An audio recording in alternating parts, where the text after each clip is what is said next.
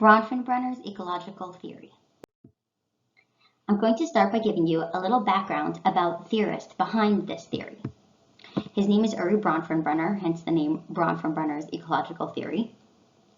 He was actually born in Moscow, Russia, although he grew up most of his life in America. He moved when he was 6 years old from Russia to America. He was born in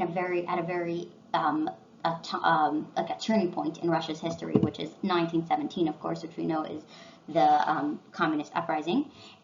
He died in 2005, so he's actually a very recent psychologist, theorist. He lived in pretty much modern times. This is a picture of him. You can see he looks like a pretty modern picture. The basic definition of Bronfenbrenner's ecological theory is that a child or a human being is developed by the interaction between a human being and his environment. Bronfenbrenner's theory is very much focused on how much a person is affected by contextual or environmental systems or impacts.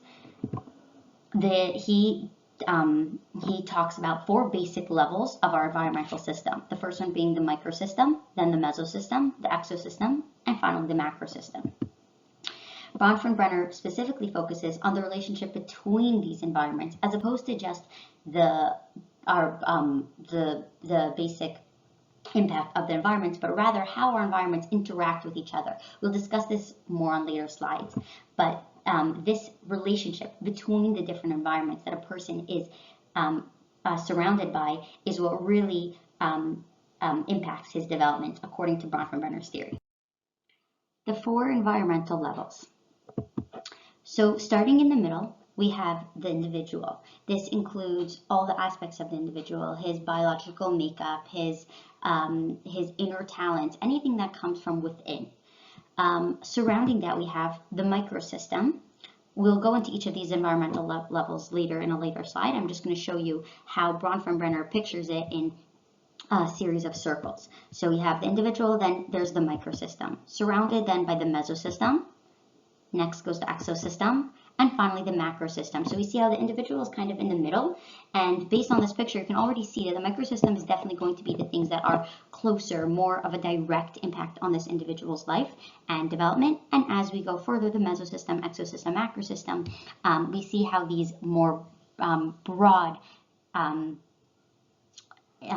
contextual impacts impact on a person's development. Here are the 4 levels laid out a little clearer. So we have the microsystem. The microsystem, as I said, is the most directly connected to the person. So this is the person's direct surroundings. If, for example, his family, his school, his neighborhood, where a child grows up, imagine yourself. So that would be the school that you went to, the friends that you made, the family setup, the way it is in your house. The individual has direct interactions with his microsystem. We have direct interactions with our friends, with our family, things like that. The next one is the mesosystem. Now this is where things get interesting, because the mesosystem refers to the links between our different microsystem. This means, how does your family and your school interact with each other? Is there a smooth connection between the teachers and the school? Is the curriculum, does it connect with what you are hearing in your home? Is there a conflict between what your students are hearing in your classroom and what they're hearing in their home? Another example could be the neighborhood and your family. Does your family fit into the neighborhood, or is your family somewhat different than the rest of their peers or the rest of their neighbors? So this is the links between our different microsystems. In order for a child's development to be the most, smooth, we need to have smooth links between the different microsystems. Next goes the exosystem. The exosystem is any indirect influence on the child. So it's something that will that will impact on the child's development, but not in a direct way. For example, the school board makes decisions that impact this child, of course. However, the child doesn't really have direct connection or direct interaction with the school board. It's kind of coming from above. Another interesting example, if you want to think of it like this, imagine the boss of your mother's boss. Now, your mother's boss you don't have any direct interaction as a child with your mother's boss. However, you have a lot of indirect influence, because imagine the mom comes home one day and she's in a really bad mood because her boss said something really nasty to her. So she is now in a really bad mood. She comes home, and that of course will influence on the child's day development in some way. But does the child have any direct interaction with his mother's boss? Of course not. So that would be all included in the exosystem, any indirect influence on this child's life. Lastly, the most broad one is called the macro system. The macro system is overarching value systems that impact this child and his development. For example, this could be a religion or cultural values. Now, interestingly, you may see that religion will also come under the microsystem. Those are the direct interactions with his religion, maybe a synagogue that he goes to, a church that he attends. But in a macro system way, a religion is more about a value. What do we value in our family? What do we value in our culture? What do we value, and how does this impact on a child's development? Now, as I mentioned, Bronfenbrenner was a more recent theorist, and therefore we have changes to the theory that happened pretty much up to close to the 2000s. Bronfenbrenner was a very modern theorist with a modern mindset, and he believed in making changes and thinking about things. He wasn't stuck in his ways, which is something that's very impressive. One of the changes I made was by adding the chronosystem. I didn't put it into my diagram because it was added later, and it's not included in all the original or pictures of when you see the ecological theory and how it's pictured. So I just left it out so as not to confuse anyone. But the chronosystem refers to the time period or the socio-historical conditions that the child is growing up in. So you can have a child growing up in a very similar, let's say, family system, value system. A lot of their micro, macro exosystems can be similar. However, if a child grows up in 1930 as opposed to 2020, there's obviously going to be a very large difference to their development. So the chronosystem is the time period that the child grows up in and how that impacts them. This includes major historical events. For example, 1930s, that would be the Depression, World War II. Bronfenbrenner experienced a bit as a young child growing up in Russia in 1917. That would definitely impact a child's development. So that was the first change that Bronfenbrenner made to his theory, adding in the chronosystem as part of the environmental systems that impact a child. Next, later on, he actually changed the name of his theory to, instead of calling it the ecological theory, which refers to the environmental systems surrounding the child, his contextual the contextual impacts on him, he actually changed it to calling it the bioecological theory, which adds a focus of the impact of biological features. I was very impressed with this because this is actually kind of different than what he's saying in the rest of his theory, but that biological feature is actually very important because we cannot forget that certain people are just born with certain natural inclinations, certain natural things that they're better at, worse at, and of course this impacts their development. Some students may be better at writing, reading, learning may come easier to them, and this is something that's natural. It doesn't have to do with their environment so much, and this definitely impacts their development. So calling it the bioecological theory balances out the importance of the environment versus there's also, don't forget, the importance of a person's natural inborn talents and struggles. Bronfenbrenner was constantly reevaluating and perfecting his theory so we have a lot of different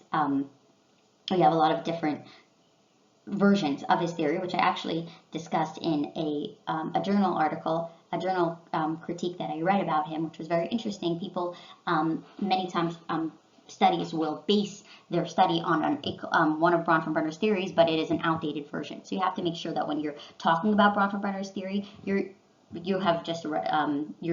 referring to the most recently perfected theory. Here's some examples I made for you over here of some biological theories. So you may have over here, you see gender-related differences. There are certain, we know that different genders are naturally inclined to different things, such as social organization, things like that. And we also have some sex-related differences, which is the actual biological features and how that impacts a child's development. This was just an example of a biological feature. So now as educators, what does this mean for us? What does it mean for us to see this theory, to see these ideas? How does this impact on education? So we see here a child, this might look like a student that you've seen. They walk in the door one day and this is what they look like. And you're like, oh no. Well, you have to realize that Bronfenbrenner's ecological theory provides insight into a child's behavior. Think about this child is coming from many systems. She's walking in, but you're only seeing the individual, what's in the middle. You have to remember those circles. What's her microsystem? What's her mesosystem? How are those links? The macrosystem, the exosystem. It highlights the importance of a smooth school-home relationship. So we know that it's very important for a child to feel consistent, to feel secure in their environment. So having having all that those mesosystems smoothly connected is very important in a child's development. And lastly, this helps us understand the importance of a multicultural classroom. We want we don't want conflict between a child's home upbringing and what they're hearing in school. We want it to be open and tolerant of all types, and be able to discuss home in school and be able to discuss home in school and not have that divide. This will having a multicultural classroom promotes this and allows children to make that connection between their different systems. So again, let's just go through these three things one more time. So we have, firstly, it's providing insight into a child's behavior. Understand that you're getting this child after going through many systems. The importance of a smooth school-home relationship. We'll discuss some practical aspects of that soon. And lastly, a multicultural classroom and having that open-minded discussion allowed in your classroom. Here you have a picture of a multicultural classroom. And lastly, let's talk about some practical implications. So we have, first of all, discussing families and homes in the classroom. We mentioned this a little before, but here's some practical examples. We can do it through journals. Tell me about, how does your family celebrate this holiday? How does in your family, what does dinner time look like? Show and tell for younger children. Bring in your favorite stuffed animal from home. That's connecting home to school and making that smooth relationship. Doing an all about me project, multicultural topics. These all bring the family into the classroom, which is very important. Next would be connecting with parents. Make sure that you're going out and connecting to the parents as opposed to, so that's we have bringing the families home, and now let's bring the school home.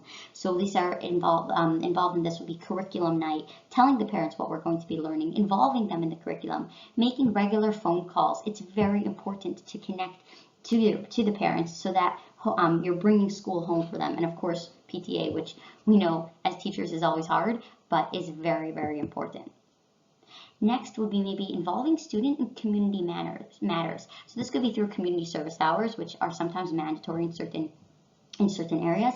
But even if you do it on your own time, have that connection between what's in the classroom and let's go out to the rest of our systems, connected to our community, connected to our neighborhood. Maybe they can be helping. This will also help promote their self-efficacy. So here we have some practical implications of this Bronfenbrenner's theory. So bringing the classroom, bringing the family into the classroom, bringing the classroom back to the family, and involving the students with their community. Another theory, another educational practice, which we've spoken about a lot, is differentiated instruction, and this is very closely connected to Bronfenbrenner's theory. Here we see that we have a lot of different children, and each of them is kind of thinking or speaking about a different thing that interests them. Bronfenbrenner's theory highlights the importance of differentiated instruction, which is also known as personalized learning, right? Developing a learning style or system that works for each student on a personal level.